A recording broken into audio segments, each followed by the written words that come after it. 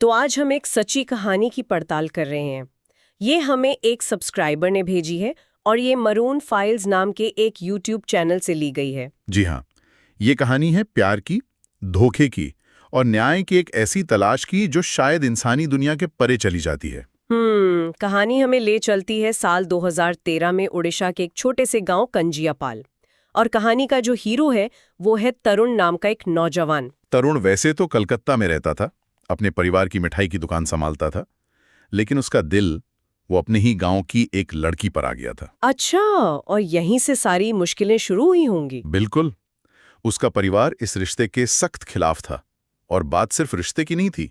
बाद में पता चला कि उस लड़की और उसके परिवार ने तरुण से काफी पैसे भी लिए थे। अरे, तो मतलब प्यार, परिवार का दबाव और पैसों का धोखा, सब एक साथ। हाँ। और परिवार के दबाव में आकर उसने एक बाबा से तावीज वाली मिश्री भी खाई और उस लड़की से रिश्ता तोड़ दिया।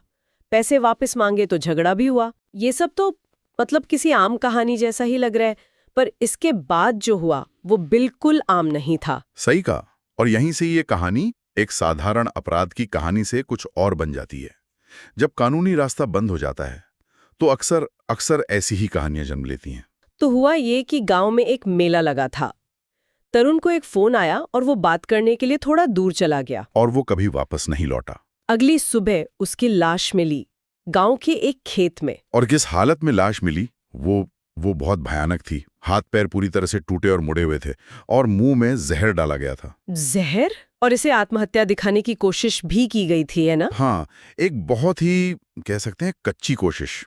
लाश के नीचे एक डायरी रख दी थी। एक मिनट, पर उस डायरी में लिखावट तो तरुण की ही बताई गई है। ये कैसे हो सकता है? जी हाँ, यही तो मामले को और उलझा देता है। पोस्टमार्टम में तो हत्या साफ हो गई थी, पर जैसा छोटे गांव में होता है, गांव की राजनीति, दबाव और मामला दबा दिया गया। बिल्कुल, न्याय का दरवाजा बंद हो गया।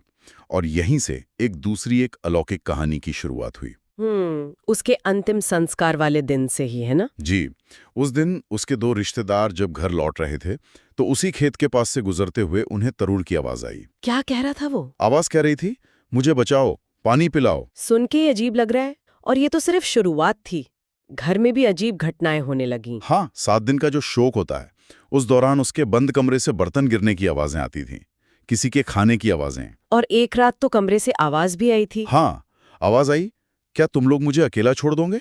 मुझे अकेले अच्छा नहीं लगता। ये तो बहुत ही डरावना है। एक परिवार जो पहले ही इतना दुखी है, उसके लिए ये सब झेलना। ये घटनाएं सिर्फ डर नहीं थीं, ये उस परिवार का गहरा शोक, शायद एक तरह का अपराध बोध और जवाब ढूंढने की तड़प को